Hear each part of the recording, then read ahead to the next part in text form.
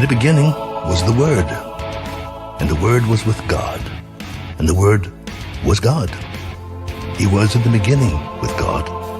All things were made through him, and without him nothing was made that was made. For God so loved the world that he gave his only begotten Son, that whoever believes in him should not perish, but have everlasting life. For God did not send his Son into the world to condemn the world, but that the world through him might be saved.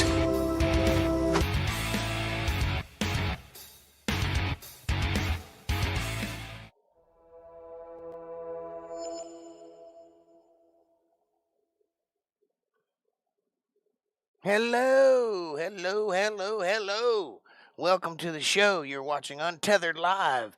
I'm your host, Jake Johnson, and this is Monday Night Bible Study. Won't you take my hand and join me as we go heartily off the deep end into God's Word, divided rightly, the way it was always intended for mankind to digest this information, book, chapter, verse, explanation, understanding, and that's the only way we roll around here. How are you doing this fine evening? How's the weather where you are? I know we got some hurricanes floating around.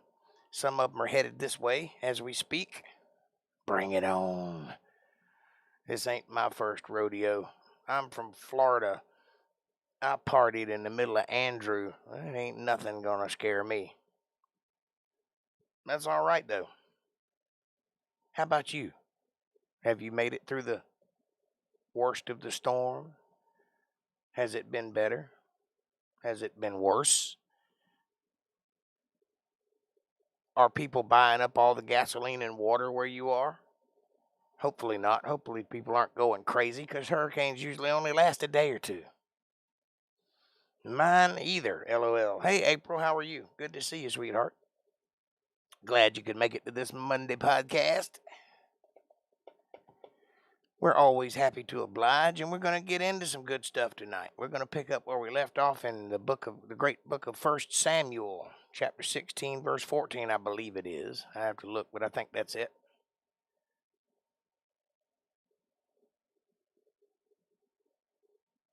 Made it through lots of storms. That's right. Me too.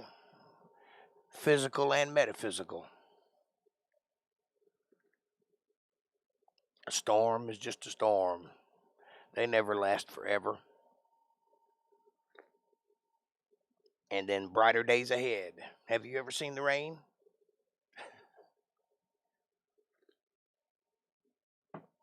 Someone told me long ago, there's a calm before the storm. I know it's been raining all my time. Hey, Caucasian Sasquatch. How are you, my friend? I got it. I'm glad you got it, because I was laying it down. True. Oh, yeah. Hey, thank you for the gift. I received your gift today, your love offering, right here, this beautiful little Christmas envelope in September, August. Thank you. I'm grateful. It will go right to my land taxes. What?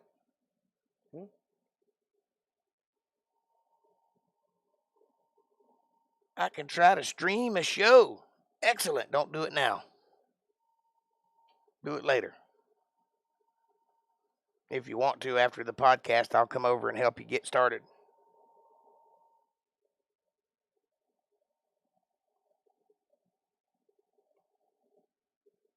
I think you can handle it, though. You just set up the YouTube first, and then open the OBS, and it should link right to it if you got the stream key in the right place. The stream key tells you OBS what YouTube channel to stream to, and there you go. If we can private stream, I can put a mock show on for you. Dry run. That's excellent. We'll do that after the show.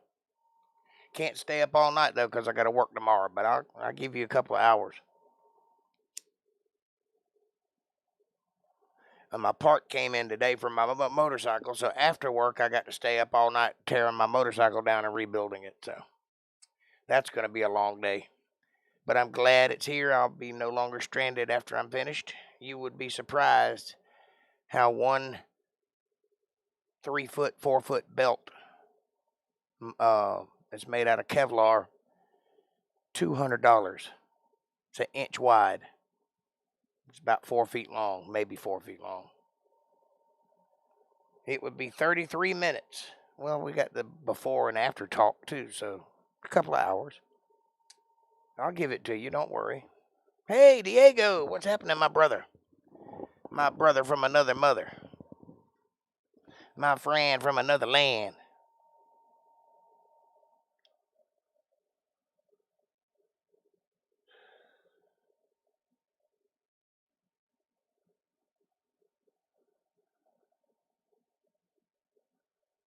My kin from other men. I'm still thinking on that. Hopefully, we'll read 1 Samuel 17, the story of David and Goliath. Well, I think we'll get there tonight. We're starting in 16, so it should be pretty close. We'll get there tonight. Don't you worry, Mr. Diego. We're going to read all about it. Extra, extra. Read all about it. I like the symmetry, though, Sasquatch, on the 33 minutes. You need it to be 33.3 minutes. If you could swing that, that would even be better.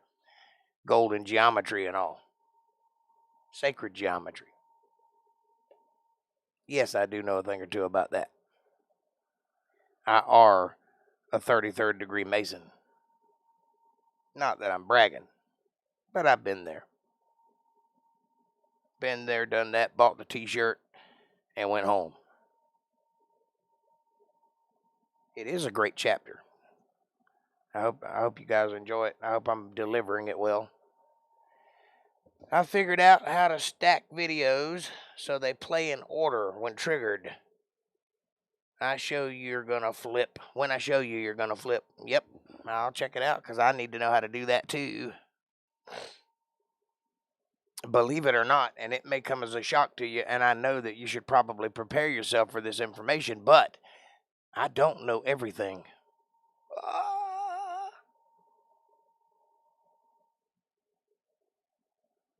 And you're not downloading them? Well, that's good.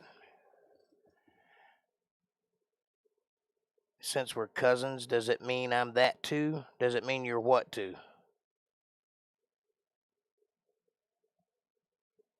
I didn't catch that, April. Does it mean you're what?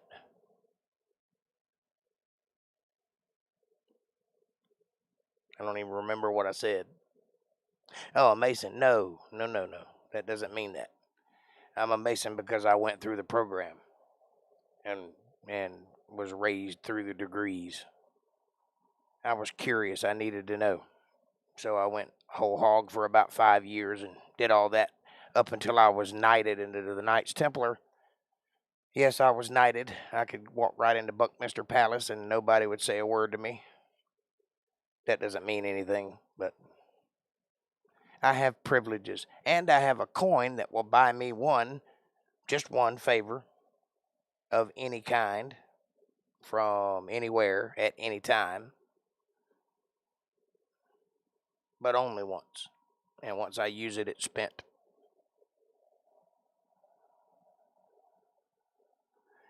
That's for, when nations are after you or something, you can spend that quarter or penny or whatever it is. I think it's a penny. It's about that big around, though. Anyway, one day we'll talk about that. I can't give away any secrets, but we can talk about it.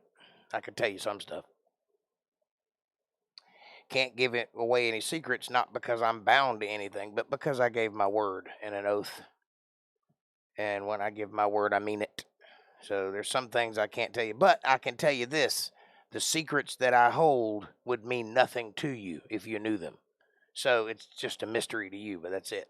But if you knew, it wouldn't give you any information. I'm going to get rum. Well, don't get drunk before we do the stream. You can rum out later.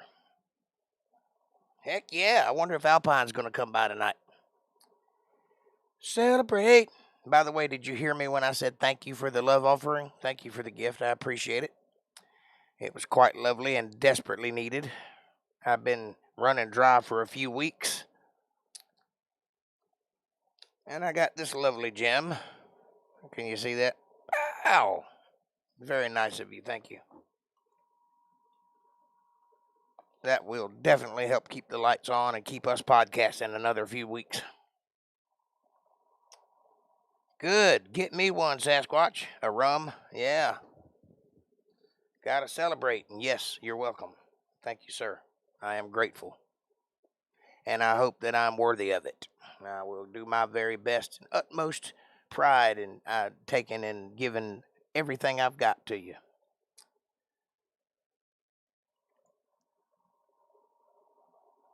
Very nice. Yes, it was very nice.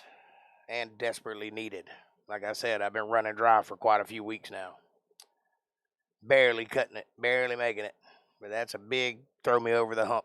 So thank you.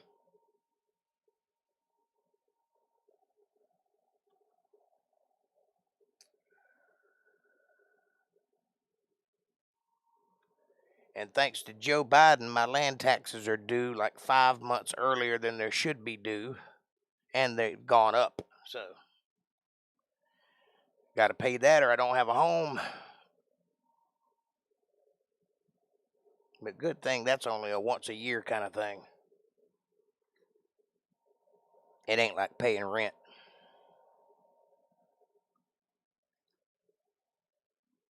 It's nice to be a homeowner. It's also a lot of work because the home actually owns you, not the other way around. But don't let anybody fool you. They don't make no more land. So if you got some, keep it. Because that's one thing they don't make no more of. All right, let's see who all's here. Well, we got a few people here. Could be better. I'd like to have 2 or 3 more before we get started. Come on, folks. Where you at? Where's Kev at tonight? Oh, we thought yesterday it was going to be slow, too, and then it just boomed. Metaphorically speaking. It's about, I think we had 14 people in the stream last night. Something like that. I'll have to go back and look, but it was close to that. Hey, Kev.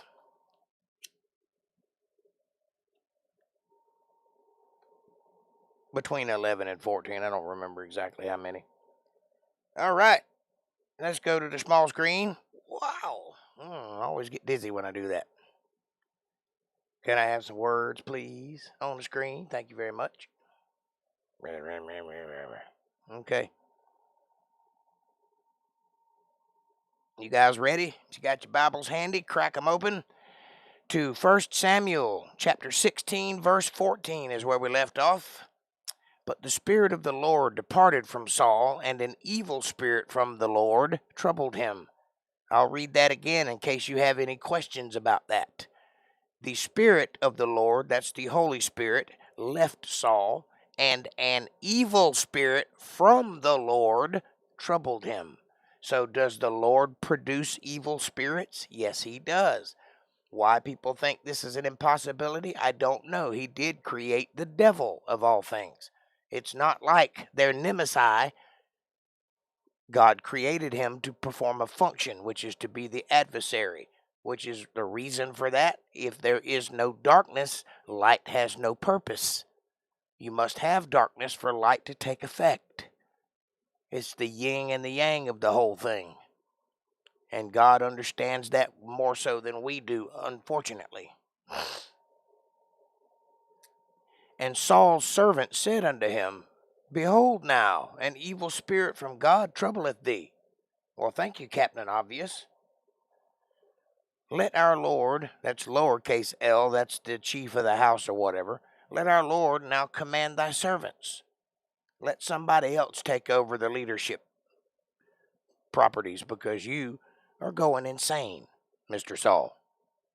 All due respect and all. Which are before thee, to seek out a man who is a cunning player on a harp. Bring in somebody that can play some music and soothe your crazy spirit because you're going nuts, buddy. And it shall come to pass when the evil spirit from God is upon thee, that he shall play with his hand, and thou shalt be well. Thinking that music soothes the savage beast or demon, if it were.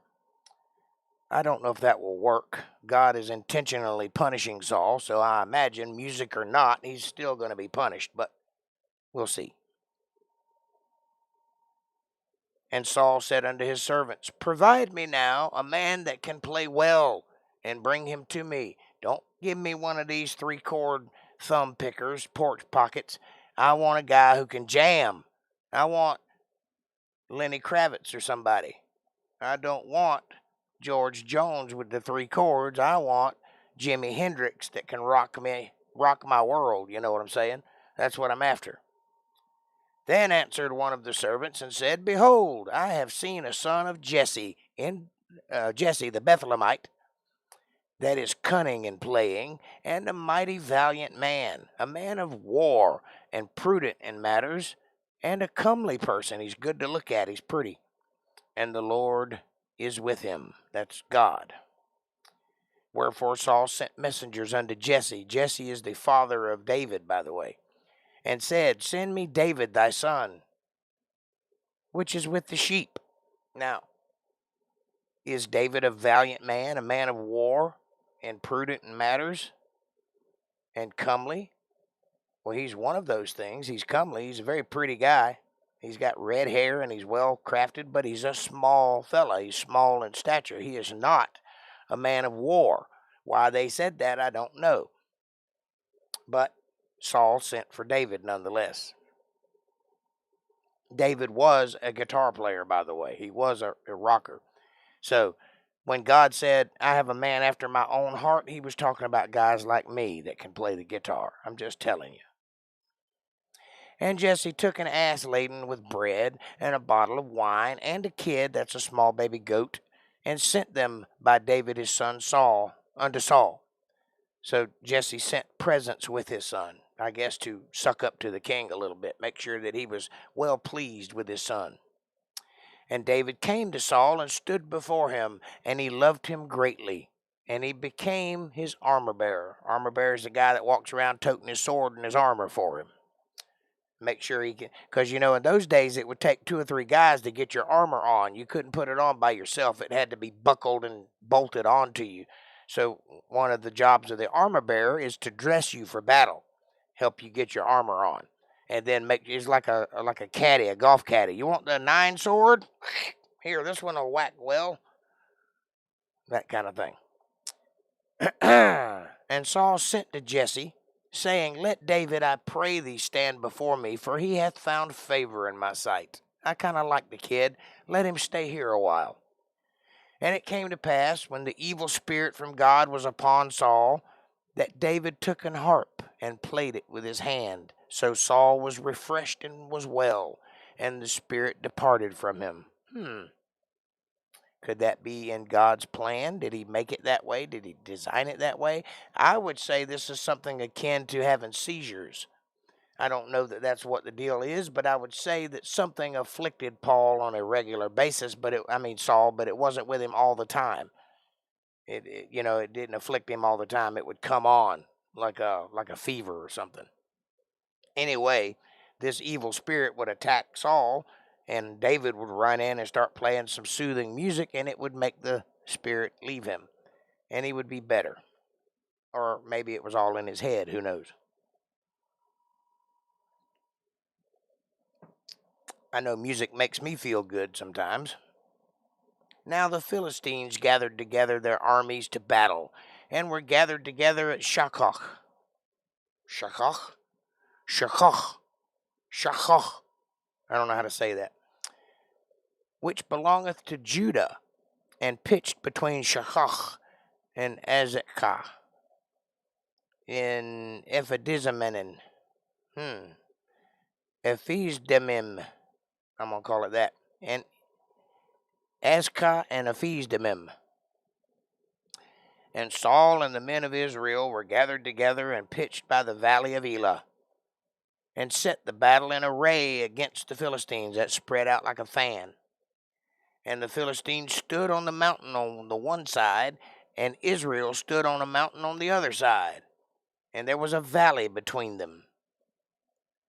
And there went out a champion from out of the camp of the Philistines named Goliath of Gath, whose height was 6 cubits and a span. That's pretty tall. That's about 9.5 feet tall. It's a big boy. And he had an helmet of brass upon his head, and he was armed with a coat of mail, that's chain mail. If you've ever played Dungeons and Dragons or watched any sword and sorcery movies, you know what chain mail is. It's that linked together silver suit that people would wear with a little hat. Anyway, it's supposed to protect you from broad strikes from a sword. It won't protect you from a stab, but anytime you get slashed, it'll keep you from getting cut. The weight of the coat was 5,000 shekels of brass. It was a heavy coat, and this was a big boy toting it. Now, I said 9.5 feet because that's the consensus of how tall Goliath was, depending on who you talk to. Some people say he was more like 13 feet tall. I don't know, I wasn't there, but I do know that he had 6 fingers and 6 toes. Why? Because he was an offspring of the Nephilim, the fallen ones. He was one of those hybrid guys that did not get killed when God told so-and-so to go kill the Amalekites. He was one of the ones that survived, one of that kind. He wasn't from the Amalekites, but he was one of those kind of people. There was more than one place afflicted by this. And he had greaves of brass upon his legs and a target of brass between his shoulders. That's where we get the word target from, but basically it's a plate that goes between your shoulder blades that'll keep you from backwards attacks. And the staff of his spear was like a weaver's beam. If you know what a weaver's beam is, if you've ever seen one of those looms that makes blankets or textiles, you ever seen one of those? Anyway, it's got a large beam that goes across it that all the textile material hangs over it. And then as you spin the wheel, it pulls all these strings together into a certain pattern, and then they weave it together into textiles. But that weaver's beam is about 9 feet long. So that's how long his staff was. It was a really long staff, like a weaver's beam. And his spear's head weighed 600 shekels of iron, and one bearing a shield went before him. So in other words, he was so big he had to have a guy in front of him toting a shield because he couldn't carry one with all his other armor and stuff on. That's my surmisation. You can take that for what you will. I don't know that to be true. That's just the way I picture it in my mind while I'm reading it. I'll be driving for a minute, says Caucasian. Hey, drive for a minute. I'll be talking for a minute. And he stood and cried unto the armies of Israel, and said unto them, Why are ye come out to set your battle in array? Am I not a Philistine, and ye servants of Saul? Choose you a man of you, and let him come down to me. I'll show you what kind of man I am. And if he be able to fight with me, and to kill me, then will we be your servants. But if I prevail against him, and kill him, then shall ye be our servants, and serve us. Seems like a fair bet. Let's not do a battle. Let's just take one champion from each side and let them battle, and whoever wins is the winner, and the other is the servant. Fair deal? Let's see how it plays out. And the Philistine said, I defy the armies of Israel this day. I shall wave my private parts in your general direction. That's what he's saying. Give me a man that we may fight together. I'm itching for a fight. You just bring him on. I'll take him and eat him. Fee, fi, fo, fum. I'm going to make you look dumb. When Saul and all Israel heard those words of the Philistine, they were dismayed and greatly afraid. Yeah, this is a big boy. All of the Israelites are like 5'9" at the toppest. That's the tallest of them. They're little short people. And this giant, with a giant spear and a giant sword and guys carrying a shield for him, is taunting them openly and vigorously. And nobody wants to take on that giant by themselves. The biggest men of valor, the biggest men of war, like, no, I ain't touching that. You go ahead. I'm not going out there and fighting that guy. Who's going to come to their rescue? A little boy with the armor of God and backbone for days. Now, David was the son of that Ephrathite of Bethlehem, Judah, whose name was Jesse. And he had 8 sons. And the man went among the men for an old man in these days of Saul. And the 3 eldest sons of Jesse went and followed Saul to the battle. Those are the 3 of Jesse's sons who enlisted in the army, as it were.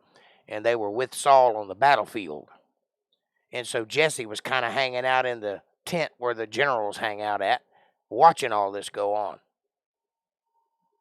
And the names of his 3 sons that went to the battle were Eliab, the firstborn, the next unto him, Abinadab, that's it, Abinadab, and the third, Shema. And David was the youngest. And the 3 eldest followed Saul. David stayed home and stayed being a shepherd's boy, or a shepherd boy. But David went and returned from Saul to feed his father's sheep in Bethlehem. And the Philistines drew near morning and evening. He would come out every morning and every night and taunt them, begging them to bring out a champion so that he could kill them. And presented himself for 40 days. He did this morning and evening. He would come out of the crowd and walk down to the valley and yell across to the Israelites and taunt them vigorously, begging them, pick a fight with me. Come on out. Let me destroy your champion so that you can be our servants. And they were rightfully afraid of him. And Jesse said unto David his son, take now for thy brethren an ephah, which is a container. That's the one that sounds like ephod that I always get confused. That's an ephah, not an ephod, which is a vest. Of this parched corn. Take them an ephah of parched corn, which is like corn nuts. And these 10 loaves. And run to the camp of thy brethren. And carry these 10 cheeses unto the captain of their 1,000. Or their platoon, as it were. And look how thy brethren fare. Look them over, make sure they're still doing okay. And take their pledge. Now Saul and they and all the men of Israel were in the valley of Elah, fighting with the Philistines. And David rose up early in the morning and left the sheep with the keeper, and took and went as Jesse had commanded him. And he came to the trench, or the place where they were battling, as the host was going forth to fight, and shouted for the battle. So he showed up just as they were getting ready to attack. So he's kind of weaving his way in and out of these big soldiers that are looming way over his head, carrying these corn nuts and these cheeses and a couple of loaves of bread for his brothers. For Israel and the Philistines had put the battle in array, army against army, spread out like this over the valley. And David left his carriage in the hand of a keeper of the carriage, and ran into the army, and came and saluted his brethren. And as he talked with them, behold, there came up the champion, the Philistine of Gath, Goliath by name, out of the armies of the Philistines, and spake according to the same words. And David, for the first time, heard them. And all the men of Israel, when they saw the man, fled from him, for they were sore afraid. And David was like, what the hell is wrong with you people? Don't you know you got God on your side? This is just a man. He's big, but he's just a man. I fight lions and bears every day to protect my sheep. I'll go fight this guy. What's wrong with you? And he's just a little boy, like 14 years old. And the men of Israel said, have ye seen this man that is come up? Surely to divide Israel he is come up. And it shall be that the man who killeth him, the king will enrich him with great riches, and will give him his daughter, and make his father's house free in Israel. That sounds like a good plan. You want to live on easy street? Just go kill the giant. Talk to Jack the Slayer. He'll tell you how to do it. And David spake to the men that stood by him, saying, What shall be done to the man that killeth this Philistine, and taketh away the reproach from Israel, or rid Israel of the danger? For who is this uncircumcised Philistine that he should defy the armies of the living God? Yeah, what's wrong with you people? Why are you afraid of this man? You are God's army. You shouldn't be afraid of any man or anything for that matter. I'm just a kid and I know that. And the people answered him in this manner, saying, So shall it be done to the man that killeth him. And Eliab, his eldest brother, heard when he spake unto the men. And Eliab's anger was kindled against David. And he said, Why camest thou down hither? Why did you come here, little boy? Did you come here to make me look bad? Is that what you're trying to do? I'm hanging with my friends. How dare you come hang and talk to us? You're just a little boy. Get out of here. And with whom hast thou left those few sheep in the wilderness? I know thy pride and the naughtiness of thine heart. For thou art come down that thou mightest see the battle. You just came to watch people die. You're just excited about watching. It's like watching the races. That's why you're here. And David said, What have I now done? Is there not a cause? Am I not one of God's children? Is there not a battle at hand? Shouldn't I be here? And he turned from him towards another, and spake after the same manner. And the people answered him again after the former manner. In other words, they're taunting him. They're kind of picking on him. They're making fun of him for being out there. He's just a little boy. You got no business being here in this battle. What are you doing here, son? Go sit in the shade and let the men folks do the work. That's what they're saying. And when the words were heard which David spake, they rehearsed them before Saul. They went and told Saul everything David said, and he sent for him. And David said to Saul, Let no man's heart fail because of him. Thy servant will go and fight with the Philistine. I'm a little boy, and I'll go take him on. Don't worry about all your great soldiers. This young man will handle it for you, because I've got something they don't seem to have. I got God. And Saul said to David, Thou art not able to go against this Philistine to fight with him, for thou art but a young boy, a youth, and he a man of war from his youth. He's got loads of experience. He'll eat you alive, David. You can't go fight this guy. And David said unto Saul, Thy servant keep his father's sheep. And there came a lion and a bear, and took a lamb out of the flock. And I went down after him, and smote him, and delivered it out of his mouth. And when he arose against me, I caught him by his beard, and smote him, and slew him. I'm not afraid of that giant. He is no more dangerous than that lion I took down, or the bear, or the many other things that I've encountered in the wilderness taking care of my sheep. I'm a man of God. Small or not, I can handle it. I can get it done. That's what you need to have. A little spirit, a little confidence in your Father. Thy servant slew both the lion and the bear, and this uncircumcised Philistine shall be as one of them, seeing he hath defiled the armies of the living God, or defied them, rather. And David said, Moreover, the Lord that delivered me out of the paw of the lion and out of the paw of the bear, he will deliver me out of the hand of the Philistine also. And Saul said unto David, Go, and the Lord be with thee. If you got your mind made up and I can't stop you, it's a free country, so it should be. Go check them out, see if you can handle it. And Saul armed David with his armor. He took his own armor off and gave it to David. And he put an helmet of brass upon his head. Now, I want you to picture this. This is a 14-year-old little boy, skinny as he can be, trying to put on a grown war man's armor. The helmet's too big. The armor's all clunky. He can barely stand up under the weight of it. Also, he armed him with a coat mail. chainmail. So this kid is way overweighted right now.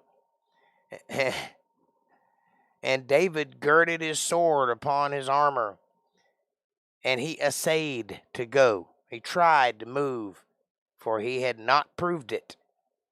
And David said unto Saul, I cannot go with these, for I have not proved them. I have no experience with all this stuff. I can barely stand up under the weight of it.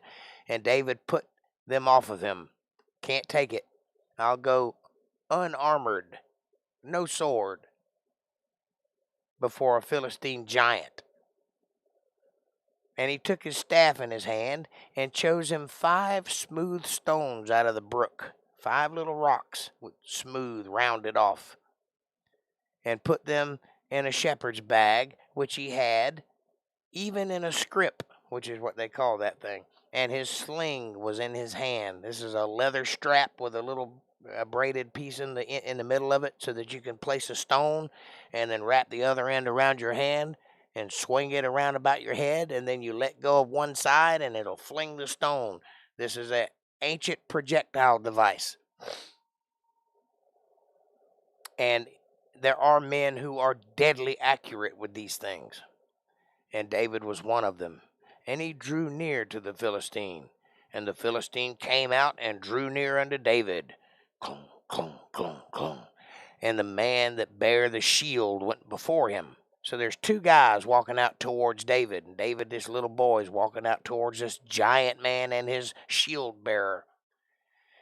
And when the Philistine looked about and saw David, he disdained him, for he was but a youth and ruddy, show blood in the face to be ruddy complected, and of fair countenance. He was very pale, very light-skinned, almost alabaster in color, no tan. And the Philistine said unto David, Am I a dog, that thou comest to me with staffs? What do you think I am? You send a kid out to fight me? Is this some kind of joke? Are you insulting me right now? And the Philistine cursed David by his gods, lowercase g. And the Philistine said to David, Come to me, and I will give thy flesh unto the fowls of the air, and to the beasts of the field. Come on over here, I'll rip you to shreds and feed you to the chickens. That's what he said. Then David said to the Philistine, Thou comest to me with a sword, and with a spear, and with a shield. But I come to thee in the name of the Lord of hosts, the God of the armies of Israel, whom thou hast defied. This day will the Lord deliver thee into mine hand, and I will smite thee, and take thine head from thee, and I will give it, the carcasses of the hosts of the Philistines, this day unto the fowls of the air.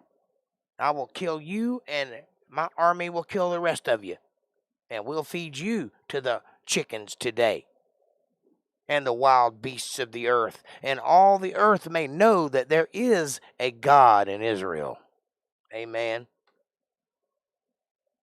And all this assembly shall know that the Lord saveth not with sword and spear, but the battle is the Lord's, and he will give you into our hands. And it came to pass, when the Philistine arose and came and drew nigh unto meet David, that David hastened. He went fast and ran towards the army to meet the Philistine, headlong, hard as he could go, running straight for an entire army, this young little boy, because he had the confidence of God, and he knew he was going to win.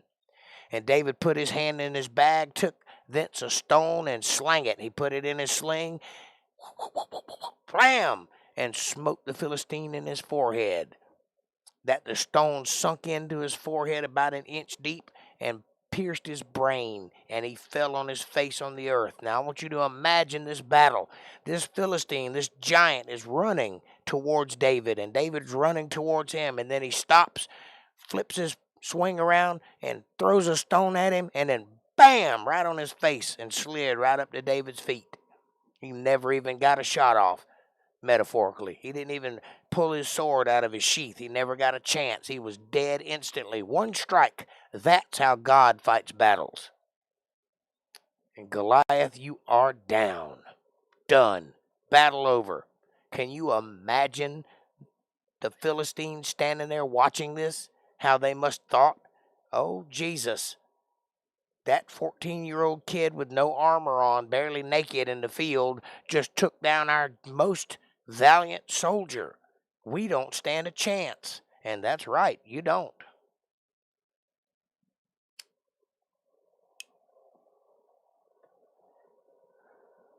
So David prevailed over the Philistine with a sling and with a stone, and smote the Philistine and slew him, but there was no sword in the hand of David. Therefore David ran and stood upon the Philistine, and took his sword, and drew it out of the sheath thereof, and cut his head off, and slew him, and cut off his head therewith. And when the Philistines saw their champion was dead, they took off running the other way. They wasn't about to fight that kid. Oh no, that was Goliath. What chance do we have? Let's get the hell out of here. Okay? And the men of Israel and of Judah arose and shouted and pursued the Philistines until thou come to the valley and to the gates of Ekron. And the wounded of the Philistines fell down by the way at Shaaraim, even unto Gath and unto Ekron. And the children of Israel returned from chasing after the Philistines, and they spoiled their tents. They took everything they could get their hands on. That's the spoils of war, folks. Poor Philistines, their most valiant soldier is dead by the power of the God of Israel. Amen. And David took the head of the Philistines and brought it to Jerusalem, but he put his armor in his tent. He kept his armor, the Goliath's armor. And when Saul saw David go forth against the Philistines, he said unto Abner, who was his armor bearer, the captain of the host, Abner, whose son is this youth? And Abner said, as thy soul liveth, O king, I cannot tell. I have no idea who it is. I just know it's some young kid that just won the battle for us. And the king said, inquire thou whose son the stripling is. And David returned from the slaughter of the Philistines. Abner took him and brought him before Saul, with the head of the Philistine in his hand. Even more shameful, David cut off Goliath's head with his own sword. Now that must be a terrifying scene for the Philistine army. Yes, that's right, Diego. You're absolutely right. And Saul said to him, whose son art thou, thou young man? And David answered, I am the son of thy servant Jesse, the Bethlehemite.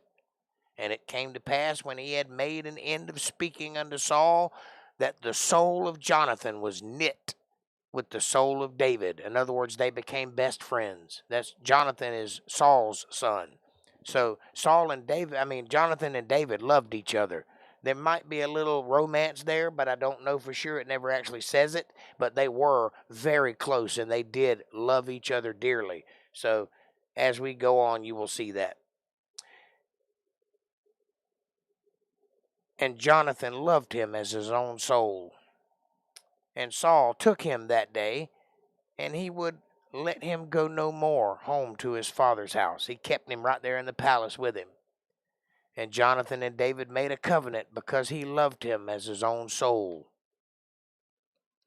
And Jonathan stripped himself of the robe that was upon him and gave it to David, and his garments, even to his sword, and to his bow, and to his girdle. And David went out whithersoever Saul sent him, and behaved himself wisely. In other words, he walked a fine line, but he made sure he stayed in Saul's good graces. And Saul set him over the men of war, and he was accepted in the sight of all the people, and also in the sight of Saul's servants. And it came to pass, as they came, when David was returned from the slaughter of the Philistines, that the women came out of all the cities of Israel, singing and dancing to meet King Saul with tabrets, with joy, and with instruments of music. And the women answered one another as they played, and said, Saul hath slain his thousands, and David his 10,000s. Oh, that might not be a good thing. Let's see how Saul handles that. But in this chapter, it sounds like Saul hadn't met David yet. However, in chapter 16, Saul already knew David to the point where David even played the harp for King Saul. I'm a little confused. Well, let me solve this confusion for you. This book is not linear. It's going back and forth. This occurred before that occurred. It's just written in a weird kind of way. It's like watching a Quentin Tarantino movie where they put the middle at the end and the end at the beginning and the beginning in the middle. It's kind of like that. We're just jumping around a little, that's all.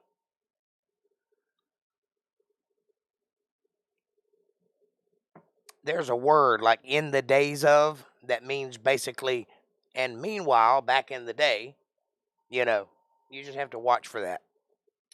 So yes, David did play harp for King Saul, but he didn't know him as a person. Remember, Saul was tormented by a demon at the time, so he wasn't actually making friends with the guy.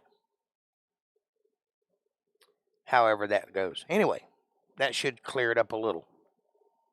And Saul was very wroth, and the saying displeased him. Yeah, I'm the one that won the army. I'm the king. What do you mean I slew thousands, but David slew 10,000s? I'm the guy, not David. And he said, they have ascribed unto David 10,000s, and to me they have ascribed but thousands. And what can he have more but the kingdom? What else can he take from me? He's already got my reputation. Might as well give him the kingdom. Little do you know, Saul, that's exactly what's going to happen. It already has happened, remember, when Samuel told you you wouldn't be king anymore? He meant it, buddy. This is your replacement of your neighbors. And Saul eyed David from that day and forward. He was very jealous and very suspicious of David. But he had to be nice to him because David won the war for him. So it was one of those precarious kind of relationships. And it came to pass on the morrow that the evil spirit from God came upon Saul, and he prophesied in the midst of the house, and David played with his hand. See, now we're back to that again. And as other times, there was a javelin in Saul's hand. Uh-oh. And Saul cast the javelin, for he said, I will smite David even to the wall with it. And David had avoided out of his presence twice. Twice Saul tried to kill David. Now this is going to prove to be a recurring theme. Saul has it out for David. David has never done a thing wrong to Saul. He has never done one thing deserving of Saul's mire, but he gets it. Anyway, Saul is jealous. Saul has demons. Saul is paranoid and delusional. He thinks David's trying to take him down, and he is, but only because God has already appointed him. But he doesn't do anything. He's just there. And Saul was afraid of David. Well, I bet, because you couldn't kill Goliath, because the Lord was with him and was departed from Saul. And when the Lord is with you, there is nothing that can beat you, not even Saul. Therefore Saul removed him from him, and made him his captain over 1,000, and he went out and came in before the people, but not Saul. So Saul separated himself from David. And David behaved himself wisely in all his ways, and the Lord was with him. Wherefore when Saul saw that he behaved himself very wisely, he was afraid of him even more. But all Israel and Judah loved David, so Saul really couldn't just have him killed, because that would really turn everybody against him. Because he went out and came in before them. In other words, he was a man of the people. He spoke to them. He knew them by name. He was friends with all of them.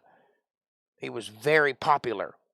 And Saul said to David, Behold, my elder daughter Merab, her I will give thee to wife, only because thou be valiant for me, and fight the Lord's battles. For Saul said, Let not my hand be upon him, and let the hand of the Philistines be upon him. In other words, I'm going to send him out to battle until somebody kills him. That's what Saul's thinking. I can't kill him because everybody loves him, but I can put him in enough harm's way that he'll eventually succumb to battle, and that'll rid me of that problem. And David said unto Saul, Who am I? And what is my life, or my father's family in Israel, that I should be son-in-law to the king? But it came to pass, at the time when Merab, Saul's daughter, should have been given to David, that she was given unto Adriel the Meholathite instead to wife. And Michal, Saul's daughter, or Michal, Saul's daughter, loved David, and they told Saul, and the thing pleased him. So in other words, he did a little bait and switch on him.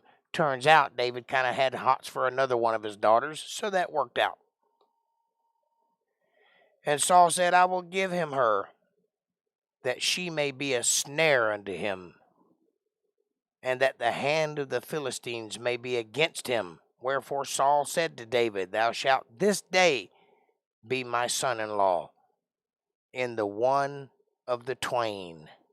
In other words, instead of the other daughter, you get this one. There's two daughters, that's twain. You get this one and not that one. And Saul commanded his servants, saying, Commune with David secretly, and say, Behold, the king hath delight in thee, and all his servants love thee. Now therefore be the king's son-in-law. And Saul's servant spake those words in the ears of David, and David said, Seemeth it to you a light thing to be a king's son-in-law, seeing that I am a poor man, and lightly esteemed. I'm a little famous, but I'm still poor. Maybe to you it's no big deal, but to me it's life-changing. I don't know if I want to do this or not. And the servants of Saul told him, saying, On this manner spake David. And Saul said, Thus shall ye say to David, The king desireth not any dowry. I don't want you to pay for my daughter. I'm giving her to you freely. But 100 foreskins of the Philistines to be avenged of the king's enemies. But Saul thought to make David fall by the hand of the Philistines. He told David to go cut off the foreskins, the little skin at the end of the penis, of 100 Philistines, those big men. If you get me 100 of them, that will be your dowry. Thinking all the while that he'll never be able to do it. They will kill him, and then I'll be rid of him. It don't work that way, buddy. When God's with you, you don't lose. And when his servants told David these words, it pleased David well to be the king's son-in-law. And the days were not expired. That means that he got it done before the time limit. Wherefore David arose and went, he and his men, and slew of the Philistines 200 men. Not one, 200 men. And David brought their foreskins, and they gave him in full tale to the king, that he might be the king's son-in-law. And Saul gave him Michal, his daughter, to wife. And Saul saw that and knew that the Lord was with David, that Michal, Saul's daughter, loved him. Well, that's very nice. I don't know if she's going to end up being a snare to him or not. Saul is starting to get jealous. This is not going to end well. David didn't need an armor. He had the armor of the Lord God Almighty. That's right.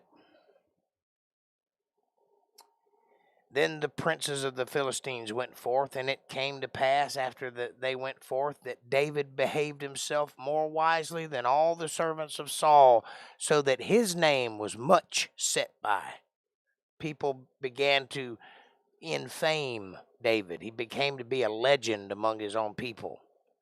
And Saul spake to Jonathan his son and to all his servants that they should kill David. But Jonathan, who loved David, Saul's son, delighted much in David. He kind of had a crush on him a little bit. And Jonathan told David, saying, Saul, my father, seeketh to kill thee. Now therefore I pray thee, take heed to thyself until the morning, and abide in a secret place, and hide thyself. And I will go out and stand beside my father in the field where thou art. And I will commune with my father of thee, and what I see, that I will tell thee. In other words, he'll spy on his own father for David. And Jonathan spake good of David unto Saul his father, and said unto him, Let not the king sin against his servant, against David, because he hath not sinned against thee. David hasn't done anything wrong. Why are you trying to kill him? He didn't hurt you in any way. He's been right by your side this whole time. He won that battle for you. Why do you want him dead? And because his works have been to thee ward very good. For he did put his life in his hand and slew the Philistine. And the Lord wrought a great salvation for all Israel. Thou sawest it, and did rejoice. Wherefore then wilt thou sin against innocent blood, to slay David without a cause? And Saul hearkened unto the voice of Jonathan, and Saul swore, As the Lord liveth, he shall not be slain. I don't think he's going to stop trying to kill David.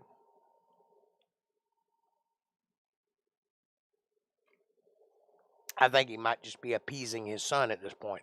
And Jonathan called David, and Jonathan showed him all those things. And Jonathan brought David to Saul, and he was in his presence as in times past. And there was a war again, and David went out and fought with the Philistines and slew them with a great slaughter, that they fled from him. And the evil spirit from the Lord was upon Saul once again. And he sat in his house with his javelin in his hand. That's a long spear, long pointy spear. And David played with his harp and soothed him back to sleep again. As usual, everything's back to being episodic once again. And Saul sought to smite David even to the wall with the javelin. But he slipped away out of Saul's presence once again. And he smote the javelin into the wall, and David fled and escaped that night. I told you he wasn't going to quit trying to kill him.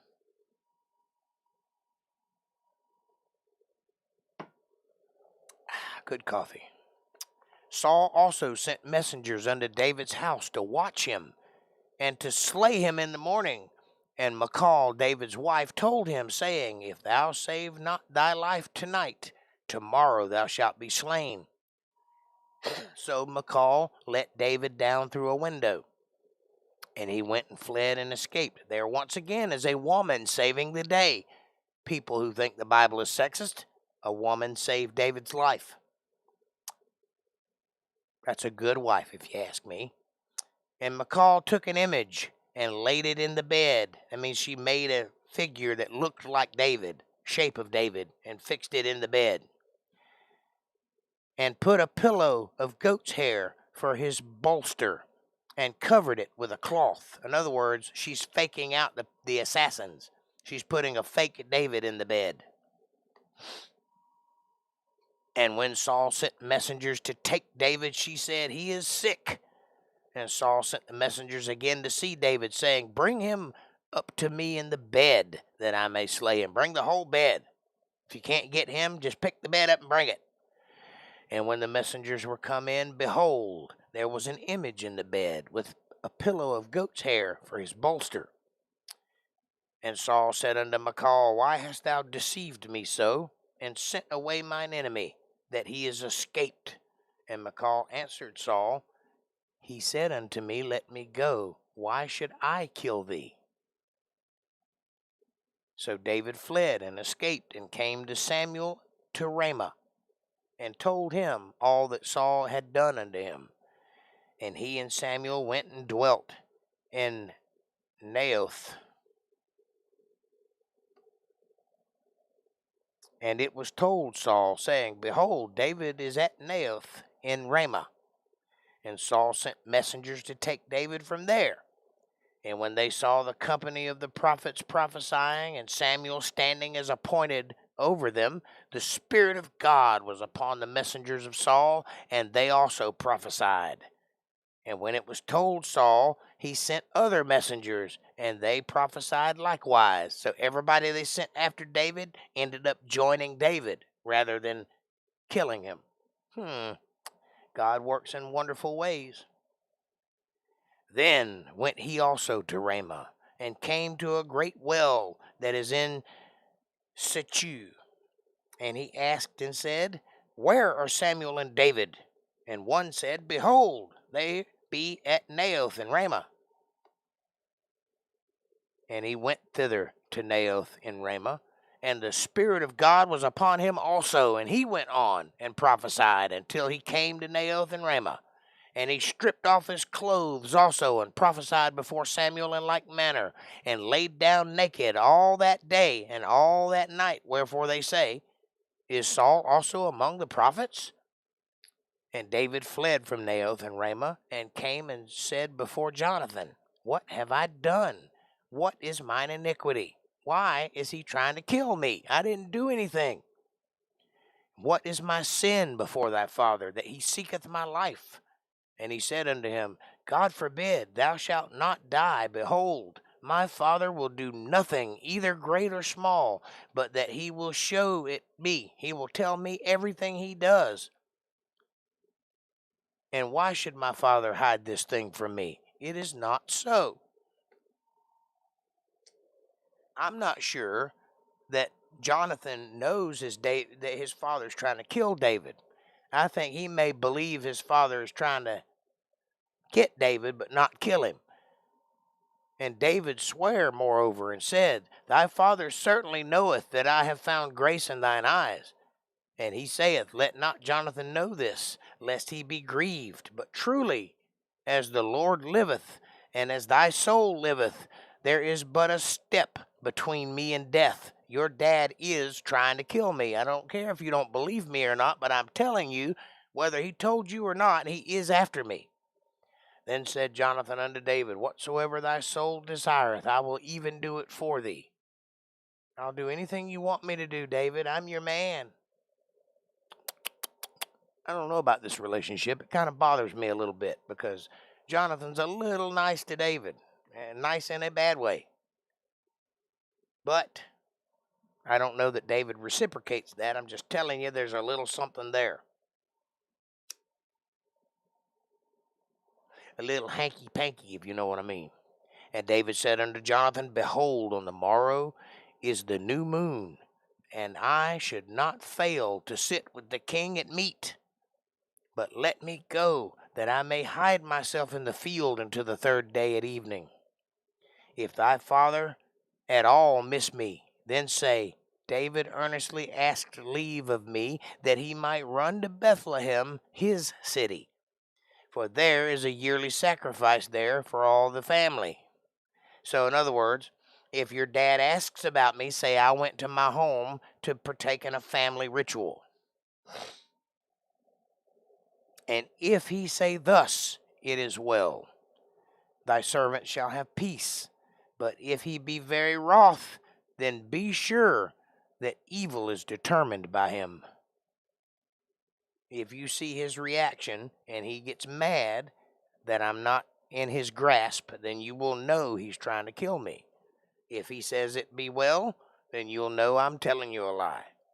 Therefore thou shalt deal kindly with thy servant, me, for thou hast brought thy servant into a covenant of the Lord with thee. Notwithstanding, if there be in me iniquity, slay me thyself. If you think I've done something wrong, you kill me yourself, and I'll let you. But I haven't done anything wrong.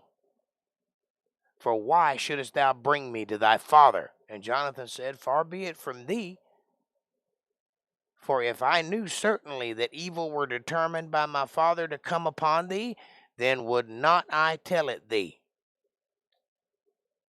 Wouldn't I tell you if I knew my dad was coming after you? Then said David to Jonathan, Who shall tell me? Or what if thy father answer thee wrathfully? And Jonathan said unto David, Come, and let us go out into the field. And they went out both of them into the field.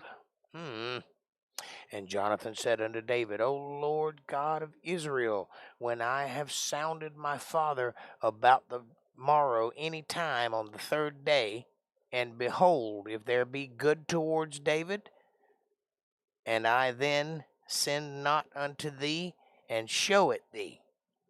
And the Lord do so, and much more to Jonathan. But if it please my father to do thee evil, then I will show it thee, and send thee away. that thou mayest go in peace, and the Lord be with thee, as he hath been with my father. Now, what he's saying here is, I just don't know who to believe. I don't think that my father is trying to hurt you, but he could be. Hold on a second, I got a grasshopper. It's a big grasshopper. He's saying, I don't believe that my father's trying to hurt you, but I believe you because I love you. So, I'm going to investigate, and if I find out that my father is trying to hurt you, then I will come and tell you to get out of here, and peace be with you, and let the Lord be with you, just as he was with my father once. But if he is good with you, then I will come and tell you that, and you can come and join us at dinner. That's what he's saying. And thou shalt not only, while yet I live, show me the kindness of the Lord, that I die not, but also thou shalt not cut off thy kindness from my house forever. No, not when the Lord hath cut off the enemies of David, every one from the face of the earth.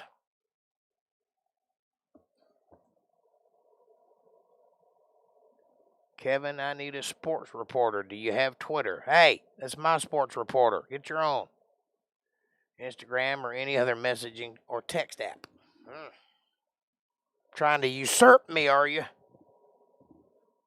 So Jonathan made a covenant with the house of David, saying, let the Lord even inquire it at the hand of David's enemies. And Jonathan caused David to swear again, because he loved him, for he loved him as he loved his own soul. Then Jonathan said to David, tomorrow is the new moon, and thou shalt be missed, because thy seat will be empty.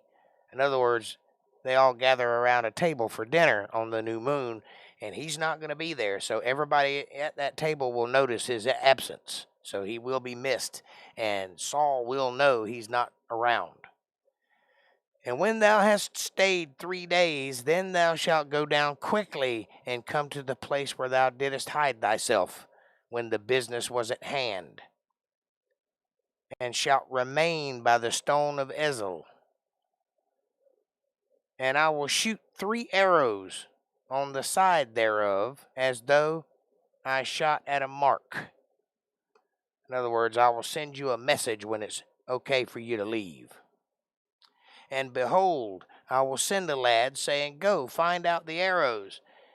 If I expressly say unto the lad, behold, the arrows are on this side of thee, take them, and then come thou, for there is peace to thee, and no hurt, as the Lord liveth. So that's his message, come hide behind this rock, and I'll shoot some arrows, and then send a kid to go fetch them. And if I say to him loudly, so that you can hear me, they're on this side of the rock, then it's okay for you to come out and join us for dinner. If I say the other thing, though, haul butt, because you're in trouble. But if I say thus unto the young man, behold, the arrows are beyond thee, go thy way, for the Lord hath sent thee away. And as touching the matter which thou and I have spoken of, behold, the Lord be between thee and me forever. We'll be friends forever, don't you worry about that. So David hid himself in the field, and when the new moon was come, the king sat him down to eat meat. And the king sat upon his seat, as at other times, even upon the seat by the wall. And Jonathan arose, and Abner sat by Saul's side, and David's place was empty. Nevertheless, Saul spake not anything that day, for he thought, something hath befallen him. He is not clean. Surely he is not clean. And it came to pass on the morrow, which was the 2nd day of the month, that David's place was empty. And Saul said unto Jonathan his son, wherefore cometh not the son of Jesse to meat? Why isn't he here? Neither yesterday nor today. And Jonathan answered Saul, David earnestly asked leave of me to go to Bethlehem. And he said, let me go, I pray thee, for our family hath a sacrifice in the city, and my brother, he hath commanded me to be there. And now, if I have found favor in thine eyes, let me get away, I pray thee, and see my brethren. Therefore he cometh not unto the king's table. Then Saul's anger was kindled against Jonathan, and he said unto him, Thou son of the perverse rebellious woman, do not I know that thou hast chosen the son of Jesse to thine own confusion? Don't I know you're a little gay boy? That's what he's saying. I didn't write it. It's right there. Do I not know that thou hast chosen the son of Jesse, like to wife, to thine own confusion, and unto the confusion of thy mother's nakedness? What does that mean? When you're talking about someone's nakedness, is talking about spreading your skirt or laying with them to have sex. That's what happened to Noah's son with his mother. That's what happened in the Garden of Eden. Every time thy mother's nakedness is mentioned, it's talking about having sex with her. Unto the confusion of thy mother's nakedness. In other words, you don't like women, you like men. That's what it says. I didn't write it. Don't get mad at the messenger. For as long as the son of Jesse liveth upon the ground, thou shalt not be established, nor thy kingdom. Wherefore now send and fetch him unto me, for he shall surely die. Well, I guess now you know, Jonathan, he is trying to kill him. And Jonathan answered Saul his father, and said unto him, Wherefore shall he be slain? That he hath done. What hath he done? And Saul cast a javelin at him to smite him, his own son. Whereby Jonathan knew that it was determined of his father to slay David. So Jonathan arose from the table in fierce anger, and did eat no meat the 2nd day of the month. For he was grieved for David, because his father had done him shame. And it came to pass in the morning that Jonathan went out into the field at the time appointed with David, and a little lad with him. And he said unto the lad, Run, find now the arrows which I shoot. And as the lad ran, he shot an arrow beyond him. And when the lad came to the place of the arrow which Jonathan had shot, Jonathan cried after the lad, and said, Is not the arrow beyond thee? Run, David, run. And Jonathan cried after the lad, Make speed, haste, stay not. He's talking to David, not the lad. Get out of here fast. And Jonathan's lad gathered up the arrows and came to his master, but the lad knew not anything. Only Jonathan and David knew the matter. And Jonathan gave his artillery unto his lad, and said unto him, Go, carry them to the city. And as soon as the lad was gone, David arose out of a place towards the south, and fell on his face to the ground, and bowed himself 3 times, and they kissed one another, and wept with one another, until David exceeded. I don't know how you want to read that, but that's how I read it. And Jonathan said to David, Go in peace, for as much as we have sworn, both of us, in the name of the Lord, saying, The Lord be between me and thee, and between my seed and thy seed forever. And he arose and departed, and Jonathan went into the city. I don't know how you want to read that, but that's how I read that. Then came David to Nob,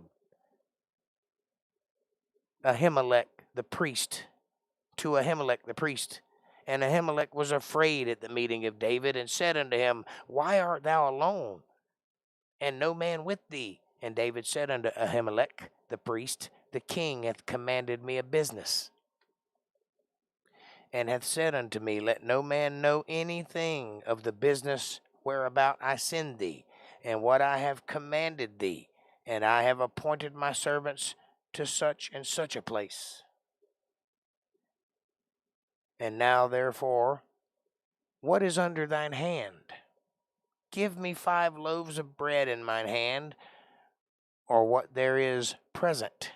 Give me whatever you can spare. I'm hungry. Let me have some food. Whatever you got, I'll take.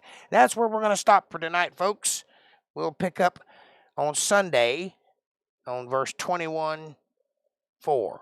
Chapter 21, verse 4. Wow. Man, that book is intense. I hope you guys enjoyed that. I had a good time reading it. David and Jonathan are up to something for sure. Hey, won't you do me a favor and hit that subscribe button and press the bell icon so you get notifications of when I'm going to be here. Smash that like button. Hit it hard. It's free and it's right in front of you. Just do it. Just reach out and tug on it a little. It'll make my day, I promise.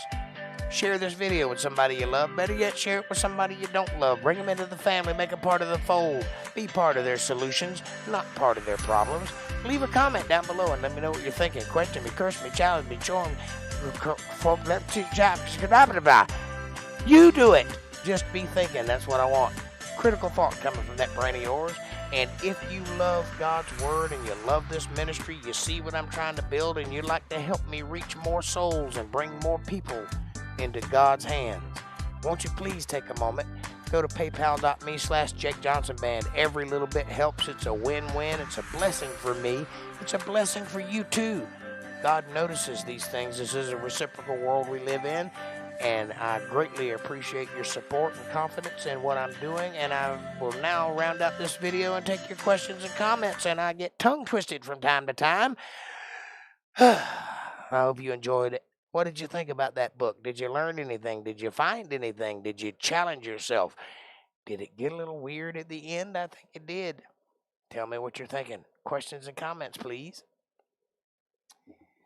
Nope, it is called sharing assets. I'll set up a source that pops up his reports, I'm sure. How much do you pay, Squatch? Oh, okay. I drank a Red Bull and some shots. Great read, Jake. Enjoyed it tonight, Heart. Thank you, sweetheart. I appreciate you. It's only sharing if I do it. It's taking if you do it. But that's fine. I don't care what you take. What's mine is yours. This is your ministry. Have it as you will. I was just teasing.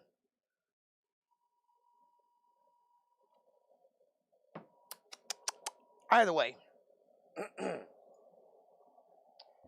nothing at first but 1% of the gross after overhead and beneath resupply. Hey, whatever, man.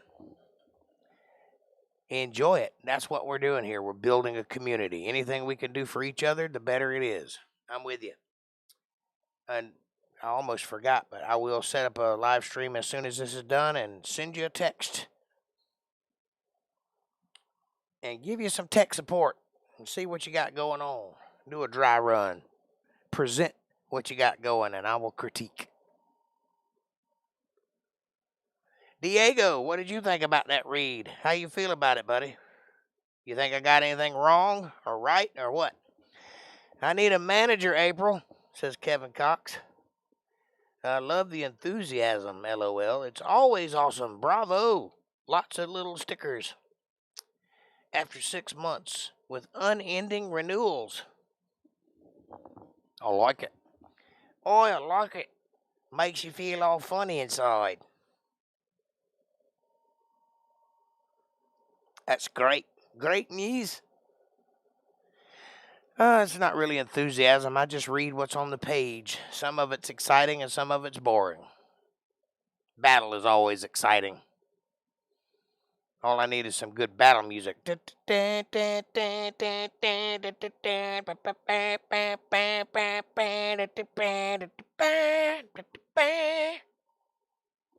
That's what we need.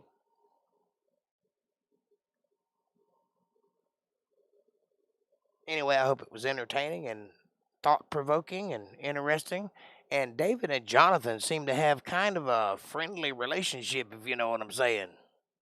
It's kind of sweet. Way back then, even. Didn't seem to be that much of a problem, although Saul didn't seem to like it too much. But he knew about it. Wasn't like he didn't know that his son was a little fruity. What I'm trying to tell you is all this tumult that we're experiencing in our nation right now, it's all manufactured and it's all brand new. Nobody felt that way before. Now all of a sudden it's a problem. It's a problem because problems sell papers. If it bleeds, it leads. That's the motto. Very much, says April. Little fruity. What do you think until David exceeded means?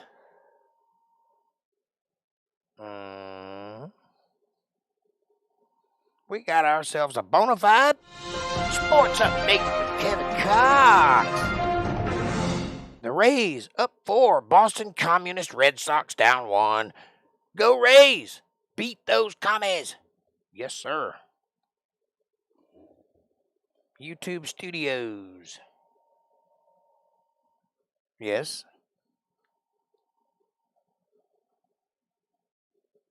They are that.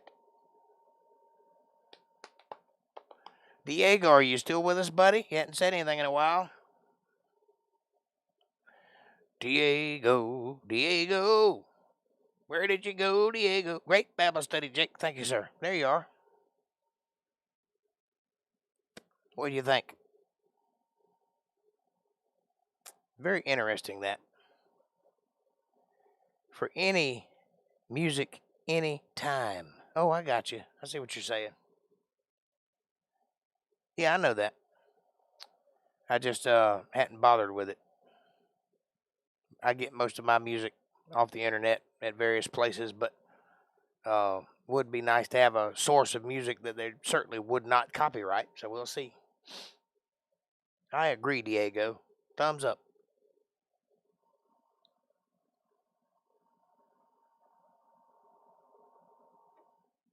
Says April.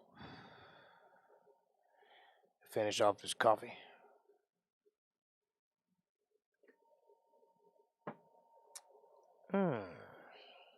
Got about 8 minutes, and then I got to go do some tech support for a couple of hours. Then I got to watch some Tucker Carlson and pass out because I got to working tomorrow. And after work, I got to work on my motorcycle till I get it running, which means it'll probably be an all-night thing.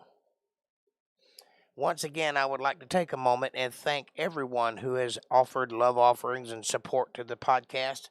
I am grateful, and you guys are providing a service to help me keep going and provide the service that I'm providing. So thank you for that.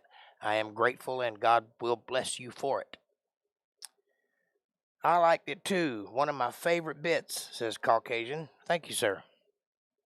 Yeah, I do. I enjoy the story of David and Goliath. Ain't real crazy about what comes after, but I like that part of it. And I like the part when David goes on the run to try to avoid Saul. That's when he begins to start prophesying. Now, this is something you need to know about because this book was written and recorded 2,500 years before the birth of Christ. And yet every word that proceeds out of the mouth of David comes out of the mouth of Christ when he is going to his crucifixion, to signify that this is the ending of that prophecy that he prophesies. And I will point it out when we get to it. When he's doing it, it is a prophecy. It's recorded as such, and people believe it to be such, and Christ fulfilled that prophecy in his life. Jake, your podcast tonight was so good that a mouse ran by me screaming, "Viva, viva! El Jake! Jake es bueno!" The cat did nothing. I'd be worried about that if I were you. It sounds like a random-ass mouse. Might be a Warren mouse. Might have the tyranny of the mouse in the house. And your mouse talks? Might be calling Guinness Book of World Records. You might get some money out of that, buddy. But thank you for the compliment, and thank you, mouse. To that, I would say, he'll know what I mean.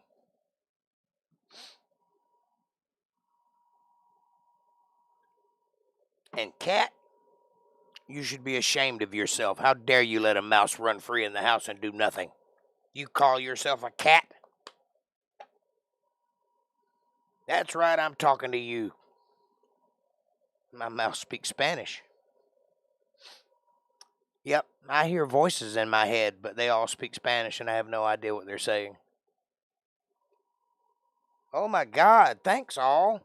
May God bless us, sweet dreams, and everyone have a great and blessed day tomorrow. Thank you, April. That's very beautiful. Thank you for the vote of confidence and the pouring of love that you give us every podcast. I couldn't do this without you. I know that's true.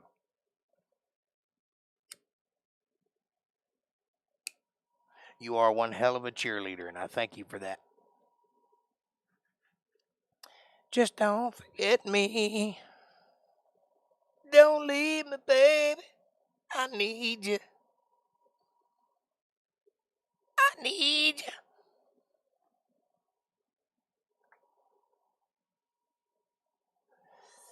Yes, God bless you all, and thank you so much for hanging out and backing me up. And thank you for the offerings, and thank you for the pleasure always. My pleasure always. Thank you. You're welcome.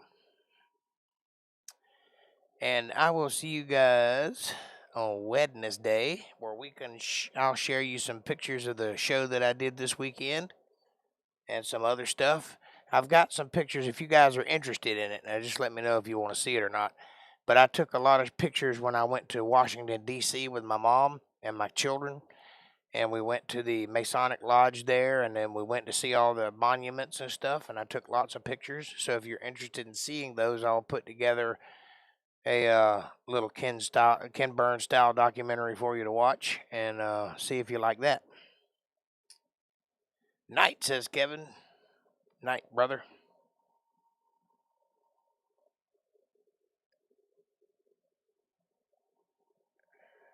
And also, April, you said you had some new pictures to send. If you send them in time, I'll get them up on Wednesday. If not, I'll get them on Friday or the next Wednesday.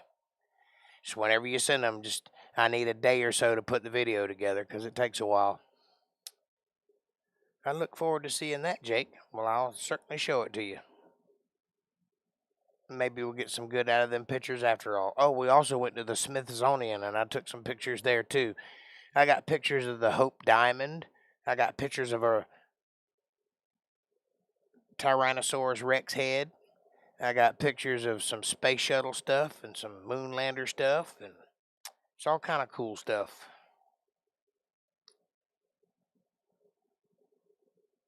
Yes, I'll get them over tonight or tomorrow, okay?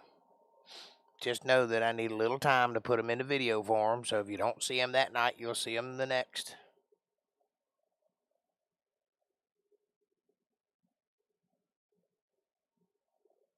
And I'm also trying to come up with something new to do than just a slideshow. I got to figure out a new kind of way to present those pictures.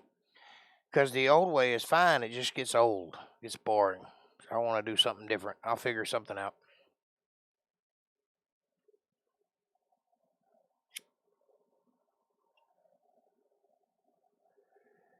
Okay, heart you true. I love you true too. Thank you guys so much for hanging out with me tonight. Take care of yourselves and each other, and don't forget to like and subscribe and share and leave comments. And VJ, now I lay me down to sleep. Put little kibbles and bits in my bowl. I've been a good dog. If I die before I wake, VJ, my best friend, right through it all, VJ. Say it loud. If I die before I wake, VJ. All right, that's enough of that. Okay. Take care of yourselves and each other. Thank you for being here, and thank you for watching. I got some technical stuff to take care of, so I'll see you guys on the flip side. Have a great night. God bless you, and peace out.